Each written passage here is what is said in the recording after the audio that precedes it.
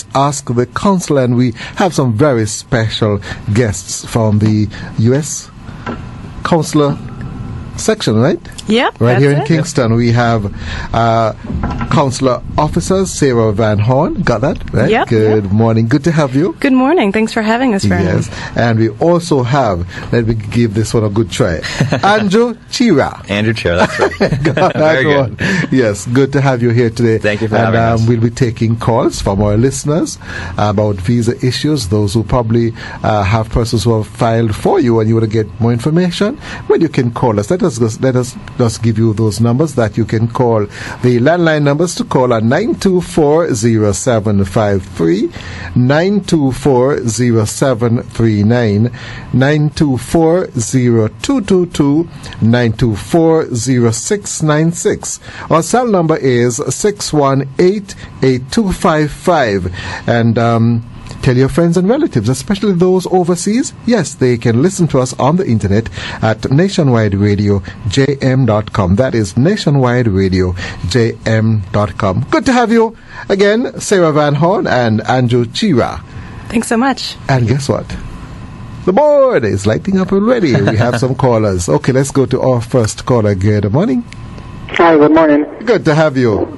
I am calling in regards to visa and immigrant visa. We recently got a letter from the, I think the USCIS from my sister. They're saying that we should go ahead and fill out the DS-160.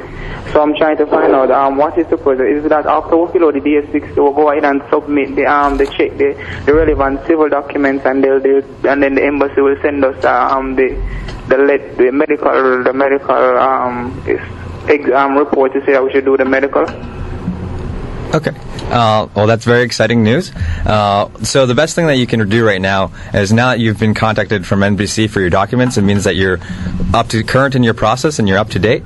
And so fill out the documents that they've advised. So can I ask who's filing for you? No, it's not for me. It's for my sister. That's for your sister. Her father is filing for her. Her father is filing for her, I see. Okay. So at this point, basically, you're going to put together the civil documents. Your sister is going to put together the civil documents that are required and should be included. The list of the documents should be included in the packet that NVC sent over. And once you send that back to NVC, they'll be reviewed. And once the file is up to date, you'll get you'll receive a letter basically telling you when your interview can be scheduled.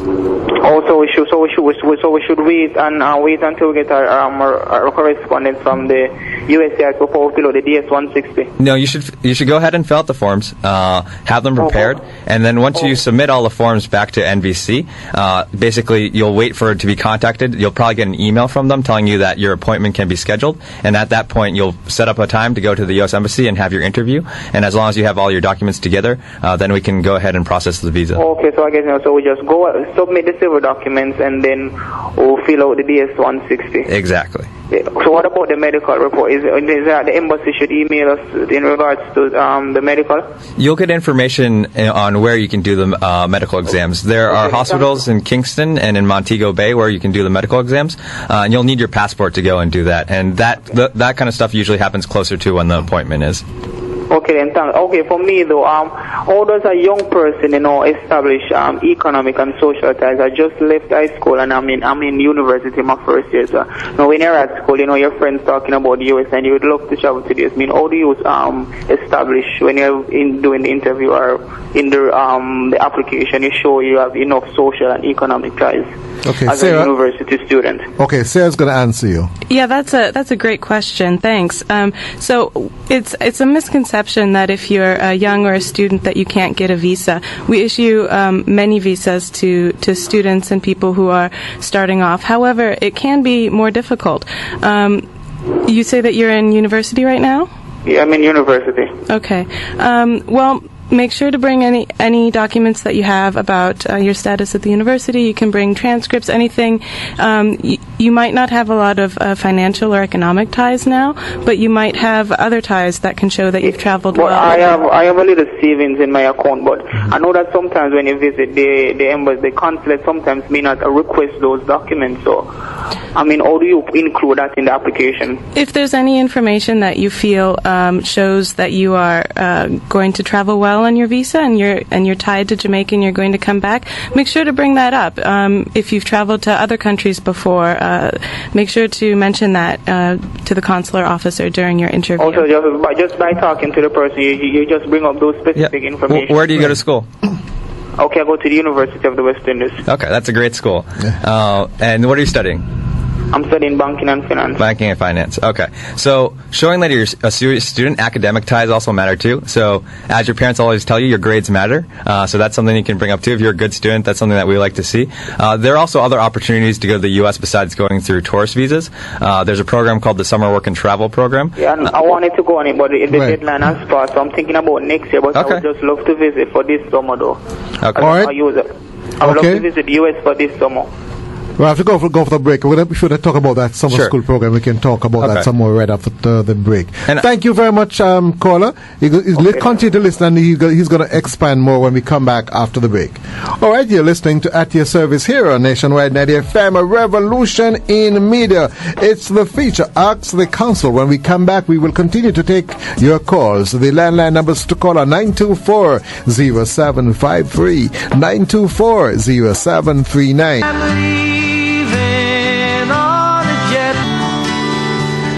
Welcome back. You're listening to At Your Service here on Nationwide 90 FM, a revolution in media.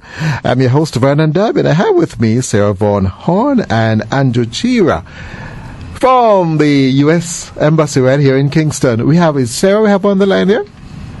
Hello. Sharon. Okay, Sharon, how you doing? Good to have you. Morning. Good to have you. Go right ahead. Morning. Good morning. Yes, Vernon, I'd just like to speak one of the counselor. I just want to find out what's the criteria, or why are you deterred from getting a U.S. visa? Can you tell me a little bit more about what type of visa that you're Okay, actually it's my husband. You see, he was working in the Cayman Islands, and he came back to Jamaica to apply for a visa, visiting visa, but he was turned down, and they stated that when his status is improved or something like that. Could you say what they were literally saying to him? Well, unfortunately, we don't get into the particulars of your husband's case. However, it is important to remember that 70% of applicants who apply are issued a visa. So he can try again if he. Hold for me. Let just wait until she's finished. You can actually, without knowing the specifics of the case, I wouldn't want to comment on why a particular visa was issued or refused. You can go to our website. That's kingston.usembassy.gov, and you can actually read about the application process and what some of the requirements that are needed for a visitor's visa. We're looking at ties to Jamaica. Hello, she's still. Hello. That's hold. Let her finish the man. Just hold. Take it easy. All right. Okay. Continue. That's quite okay. That's quite okay. So, So what we're looking at in general for visitors' visas are ties to Jamaica, economic ties, financial ties, and sometimes if someone was working in another country, and it can be hard to show the ties that they're going to be coming back to Jamaica. So that may or may not have been the issue with your husband's application. Also, I'd like to remember that I'd also like to remind all of the listeners that if they have a particular question about the specifics of their of a visa application, we do have email contact that you can KingstonNIV@state.gov for non-immigrant visas, for visitors visas, and KingstonIV@state.gov. You can also ask more specific questions on our Facebook website, U.S. Embassy Jamaica. Okay. Well, in terms of he's married, never been to the U.S. before. Isn't that a reasonable? Yeah, but she said before she's not going to go into details in terms of a particular. She just gave you information that if you listen, you understand how the system works. So she's not going to go into your particular case. You understand? All right. You're going to say something, Andrew? So I just wanted to inform all the listeners. So all of us consular officers go through extensive training in terms of this process. Yes. And we work very hard to have standards between all of us that are consistent to make sure that all the decisions we make are consistent with one another. Any decision that we make is reviewed by a supervisor as well. And so every case is different, every case is individual, and we try to take all considerations for everyone who applies. And so unfortunately in your husband's case it sounded like he didn't qualify, but he's welcome to apply again should his circumstances Okay, change. because I've never applied before, and I'm 40-odd years old. Never been to the embassy before. Well, we'd welcome you to come if you'd like to apply for a visa. All right. Okay, then. Okay. Thanks. Have to go. So you have a wonderful day. See, all the best, and thanks for calling. All right, let's go to another caller. Good morning. Judy, how are you doing? Good to have you. I am fine, thank you. Good morning to you all. Yes, good morning. Just want to ask the U.S. Consul a question. My father filed for me in 2006, but he made a mistake and put me under the single category, which I should have been under the married category. When we found out, we sent a letter to the over in the States, asking them not to penalize us for it, but they still turn us down. Is there anything we can do? Yes, true. Hi, Judy. How are you doing? I am fine, thank you. So, unfortunately, in a situation like this, the way the visa categories work, it's based on your marital status. And so, the way to best think about it is there are two different lines. And so, there's a line for all the unmarried adults who are going to be are being filed for, and then there's a line for the married adults who are being filed for. So, unfortunately, in your situation, you went from the unmarried line, which tends to be a little bit shorter, to the married line. And so, if he filed for you it was in 2006, you said? Yes, Okay. yes. So I can tell you that for unmarried or married U.S. citizens, the ones that were filed, right now we are processing ones that were filed in May of 2003, so there will be a bit more of a wait for you. Yeah, I know the weight is there, but what they're saying that he made a mistake and put me in the single category when I should have been in the marriage category. But we sent a letter asking them not to penalize us, but they still penalize us. So I'm asking if there's anything we can do, because they sent back and said they're not accepting it because he put it in the wrong category. But we did send a letter asking for them not to penalize him for it. Okay.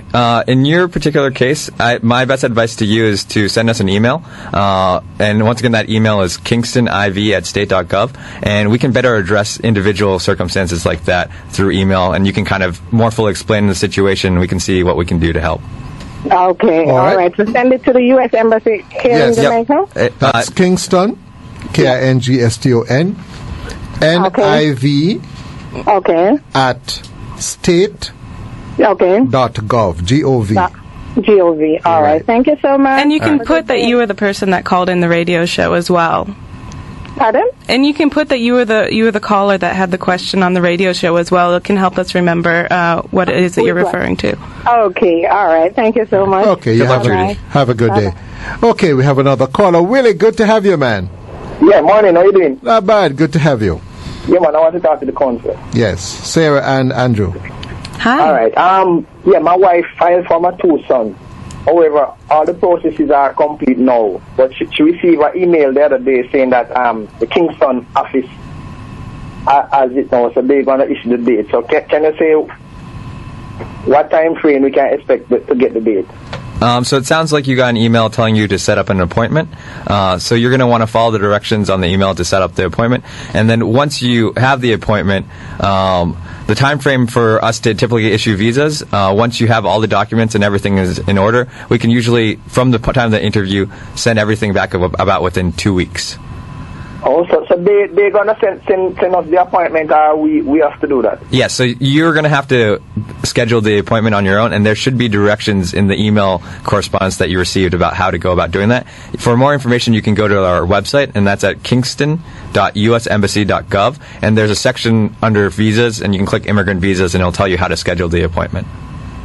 Okay, but I thought more or less that like she filed for them, then they would have send them the appointment for them to go in. You're gonna have to set up the appointment time yourself, but basically you'll be told when you're eligible to set up an appointment. Okay. Okay, Willie. All right. Thanks much. You're welcome. Okay, thanks for calling. Let's go now to Miss Gordon. Miss Gordon, how are you doing? I'm okay, Mr. Darby, and how are you?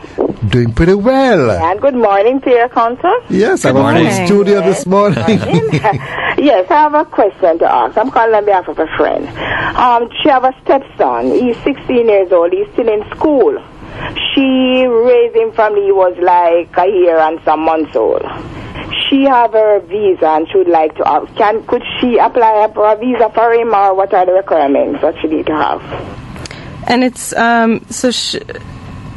Where are the biological parents? I think she's in England. Okay. And she's married to his father. So his father is living at home with them. Okay, well that's great. When minor applicants come in, we like to make sure that the parents and the people who have legal custody are aware that they're traveling. It's just for the safety of the children and for the families involved.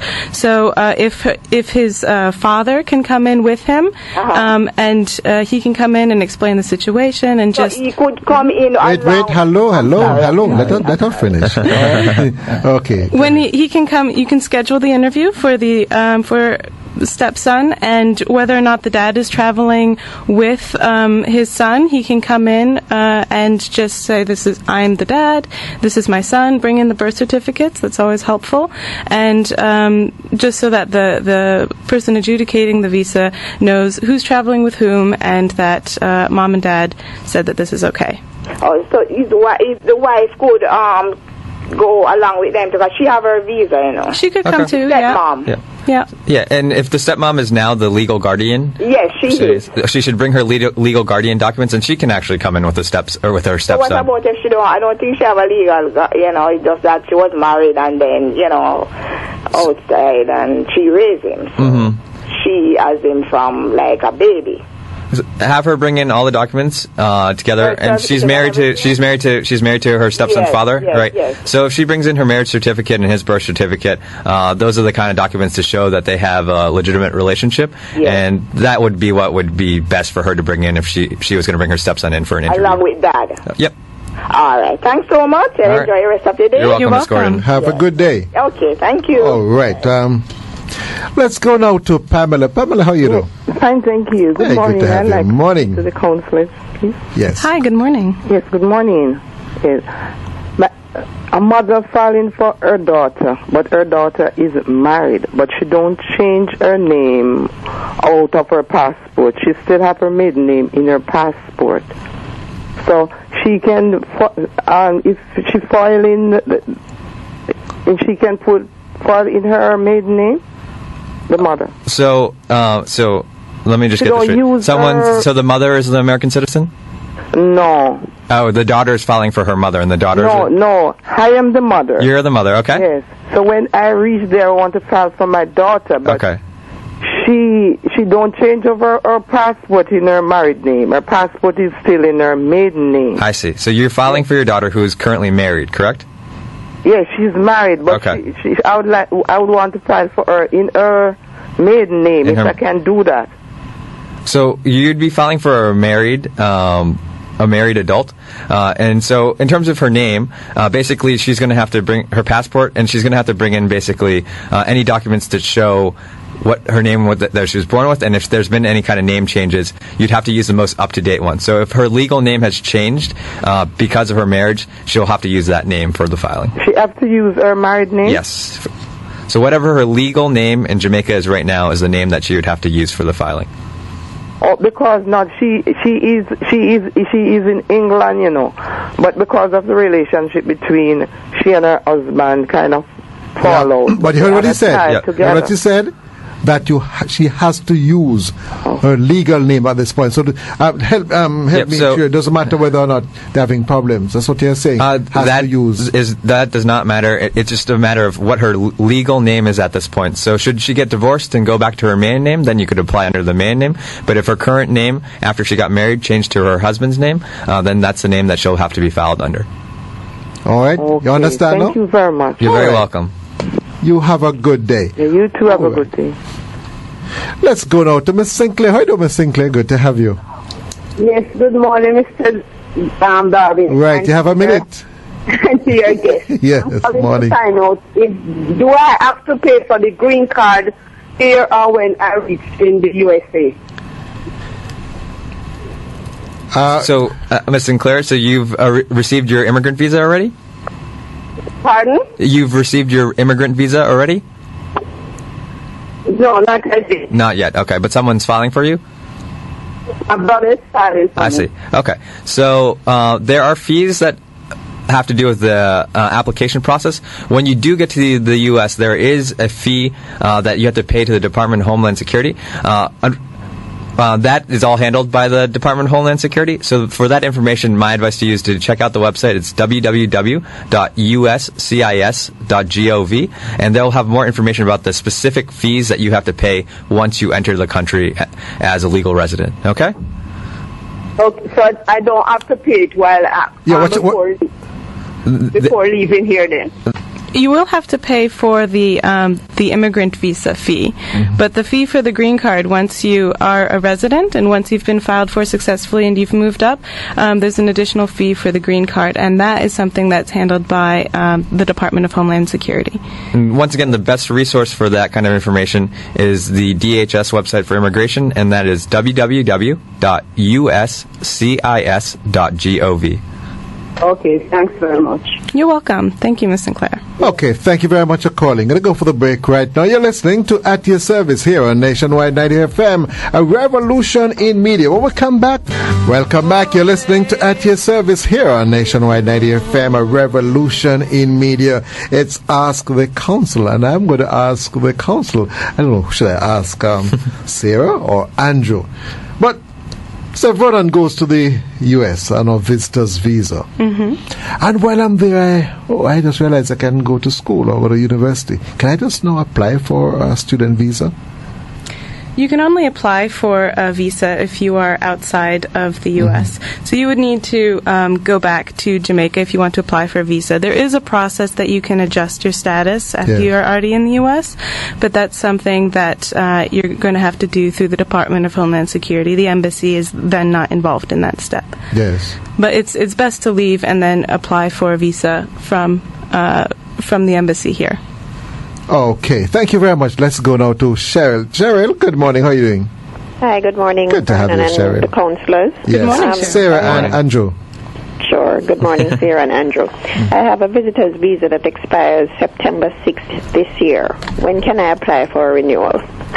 That's actually a great question that you asked. Okay, so one thing that a new process that we've been working on is for people who have had visas that have expired within the last 4 years, they can actually schedule a separate appointment. It's called the Visa Interview Waiver Program, and there's more information on our website. But basically, if you've had a visa that's expired in the last 4 years, you'll go online, you'll schedule an appointment, and you won't have to do an interview. We'll just take your information, take your passport, take your fingerprints, and then as long as you've traveled well, we can reissue your visa then. But for you, if your visa is expiring around September 6th, right around the beginning of September, you can schedule an appointment, and it's a shorter wait period. So for regular visa interviews, it's about 2 weeks to schedule an appointment.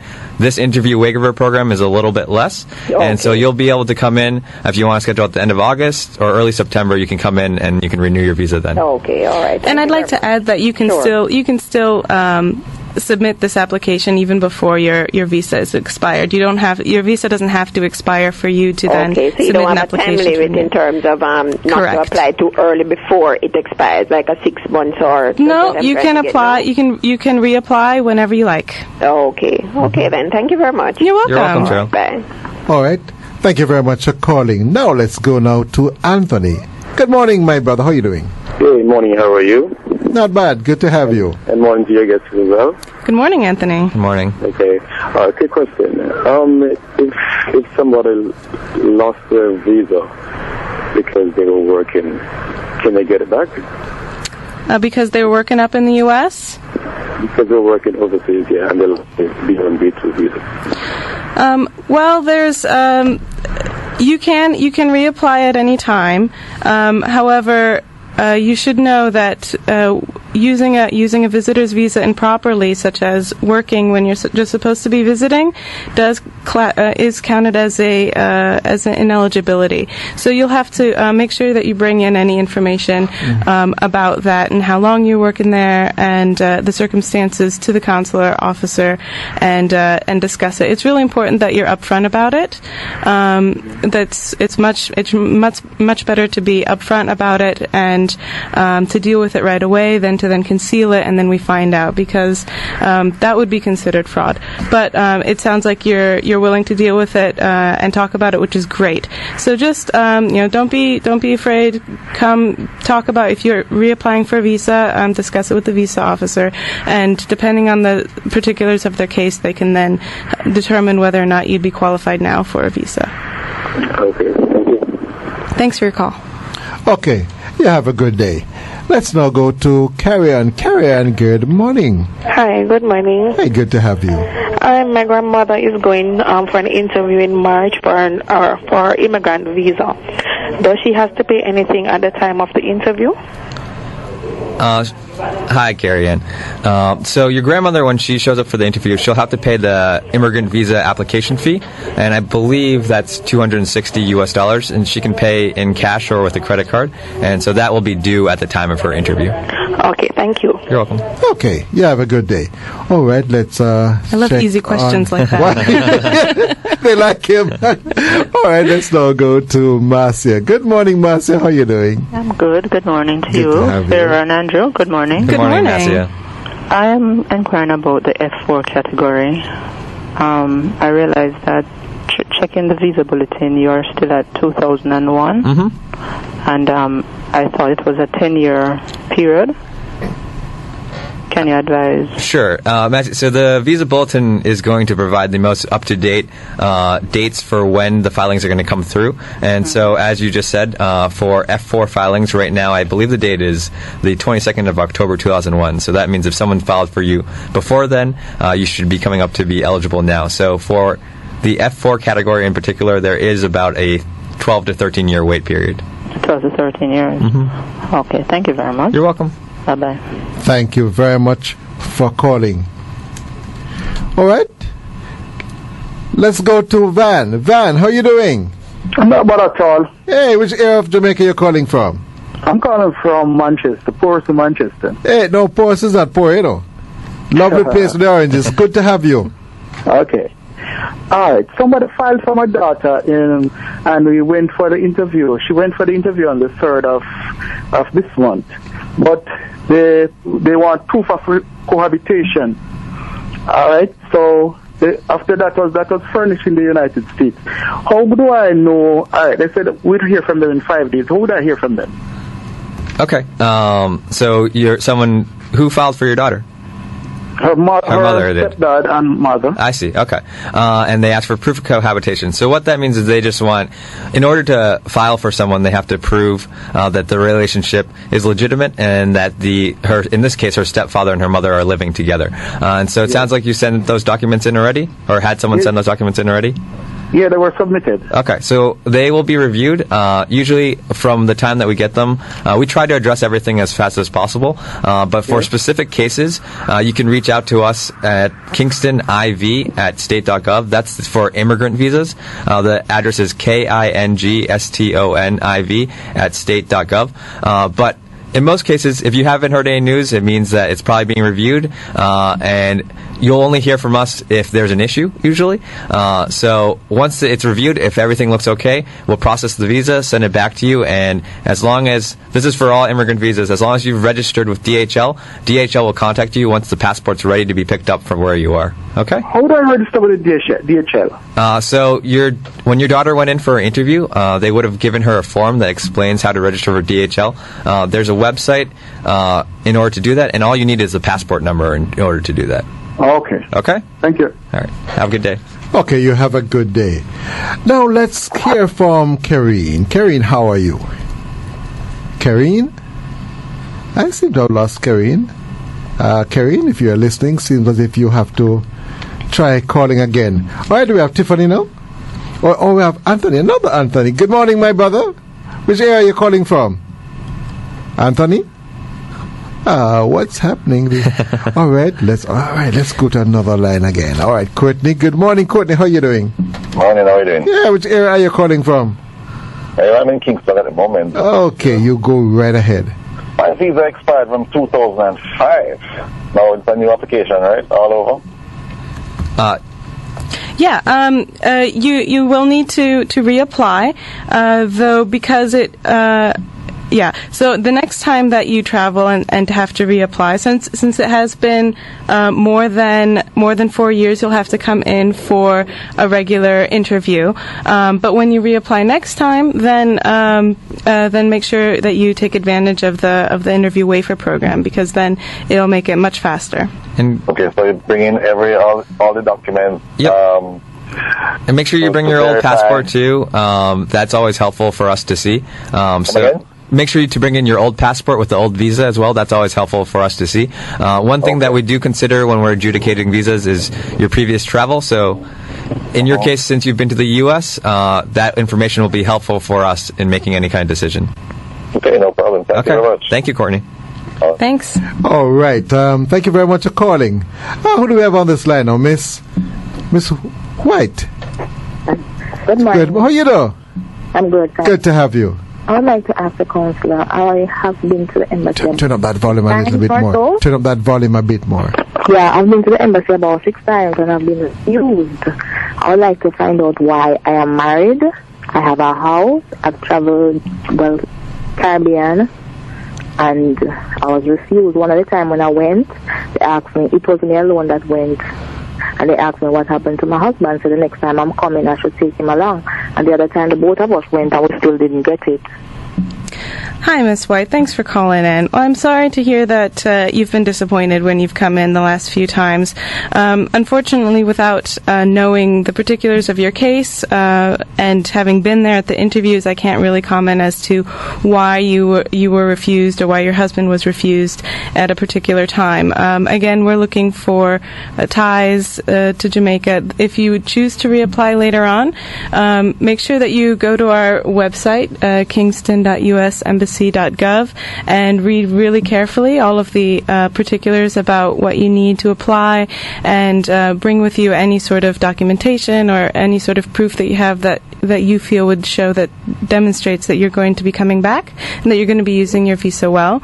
If you have questions about a particular case, you can ask us on Facebook at U.S. Embassy Jamaica. You can also ask about particulars for your case, again, at our website, or at our email address, kingstonniv@state.gov. Sorry that you've been disappointed in the past, but I'd like to re-emphasize that many of our applicants, 70% who come in, do get the visas, and you're welcome to reapply later on if you feel like your situation has changed. Okay.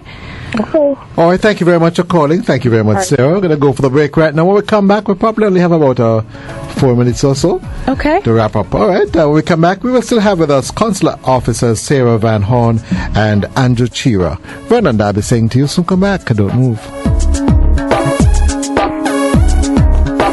Welcome back. You're listening to At Your Service here on Nationwide 90 FM, a revolution in media. All right. We've been working pretty hard, Sarah and Andrew. I think we're going to take 2 calls, or we only can take 2 more calls today. Let's go to Pauline first. Good morning, Pauline. Hey, good morning. Good morning, Pauline. Right. I had an in-transit visa which was cancelled without prejudice. You have to turn up that volume. Turn it up. All right. I had an in-transit visa which was cancelled without prejudice when I usually go to Costa Rica for several years. I've been to Panama also, and U.S. where I spent 7 days. But I did apply for a non-immigrant and I was denied. Now my friends who live there usually come in the summer with our children and our husband to spend vacation here. They are inviting me this time around to come and visit them. What do you think are my chances? Well, without knowing the background of that particular visa adjudication, I can't really say what your particular chances are. But you had the C1D and you used that well. It was canceled without prejudice. So definitely, when you come in for your interview, make sure you bring that and you talk about your travel history and that you've been through the U.S. before without problem. Bring any documentation that can help the consular officer understand why you're going to the U.S. and your plans there and when you're going to come back and your ties to Jamaica. And you can reapply and we'll give you every consideration. Oh, okay. And probably I could mention that I called today. You can mention that. Yeah. All right, have to go. I think we have a last caller. Let's now go to Anthony. Good morning, Anthony. You have about a minute. Morning, Vernon. How are you? Not bad. You have a minute. Okay, all right. I'm doing an online program with a university abroad, and I was told that I need a student visa. I have a regular visa. Do I need that? Are you going to the U.S. for your school? Just for residency, just for 5 days. Okay. That sounds like a specific question because there's a lot of different things going on there. There's the online university, and then you have the visitor's visa. I'd like to know a little bit more, and unfortunately we don't have the time to get into the details of why you need to go for this residency for the university. You can ask your specific question on to send it to an email, kingstonniv@state.gov, and that would we'll be able to give you more specific information regarding your program and your travel needs. Okay? Okay. All right. Thank you very much for calling. Good. Okay. Sarah, Andrew. Hey, good to have you guys today. Thank you for having us today. It's been great. Comments Thank you. Want to make? Or? Yeah, just a message to our American citizens living in Jamaica. Don't forget to register to vote. You can find out information on how to register to vote at our website. Also, if you're an American living or traveling in Jamaica or the region, make sure that you sign up with our Smart Traveler Enrollment Program. You can do that by going to the American Citizen Services. There's a link to that on our website. You can also go to travel.state.gov, and if there's any issue, if we can reach out, if we need to communicate to you, then we can reach out and know where you are and help you out if there's any problems. And when you say register to vote, they can vote right here? Yeah, they can vote by sending in their votes through the mail. Really? That's quite interesting. So register to vote, and you can stay right here in Jamaica and vote. Yep, you can. You can do all sorts of American things while you're here. Thank you very much, Consular Officers Sarah Van Horn and Andrew Chira. Thank you for having us today. Thanks, Vernon. Good to have you. Great. Have you week after next? I don't know. You might be here again. We never can tell. Okay. Some of our friends will be here. Yeah. All right. Have a wonderful day. Have a wonderful day. Have a wonderful day. Have a wonderful day. Have a wonderful